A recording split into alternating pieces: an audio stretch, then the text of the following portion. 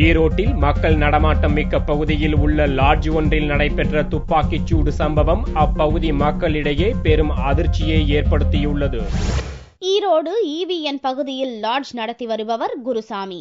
இவர் தனது தொழில் முன்னேற்றத்திற்காக அதே பகுதியில் லாட்ஜ் நடத்தி வரும் வைரமணி என்பவரிடம் 1 கோடி ரூபாய் பணம் கேட்டுள்ளார். 3 மாதங்களுக்கு முன்பு முன்பணமாக 5 லட்சம் ரூபாயை பெற்ற அவர் அதற்கான வட்டித் தொகையையும் முறையாக செலுத்தி வந்ததாக கூறப்படுகிறது. இந்நிலையில் சனிக்கிழமை அன்று குருசாமி நடத்தி வரும் பிரகாஷ் லாட்ஜிற்கு சென்ற வைரமணி லாட்ஜ் தனக்கு சொந்தம் என கூறியதோடு தன்னிடமிருந்த கைத்துப்பாக்கியால் 2 முறை சுட்டுள்ளார். நான் தேவையான செலவுக்கோசரம் பணம் வாங்கியிருந்தேன். ஒரு 5 லட்சம் ரூபா வாங்கி 2 மாதம்தான் ஆகுது.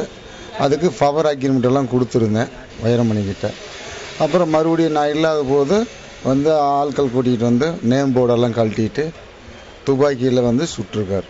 தகவல் அறிந்து சம்பவ இடத்திற்கு விரைந்து வந்த போலீசார் அங்கிருந்த வைரமணி மற்றும் அவருடன் வந்த 3 பேரையும் கைது செய்து அவரிடமிருந்த கைத்துப்பாக்கியையும் வாகனத்தையும் பறிமுதல் செய்தனர். ஈரோட்டின் மக்கள் நடமாட்டம் மிக்க பகுதியில் நடைபெற்ற இந்த துப்பாக்கிச்சூடு சம்பவம் அப்பகுதி மக்களிடையே பெரும் அதிர்ச்சியை ஏற்படுத்தியுள்ளது.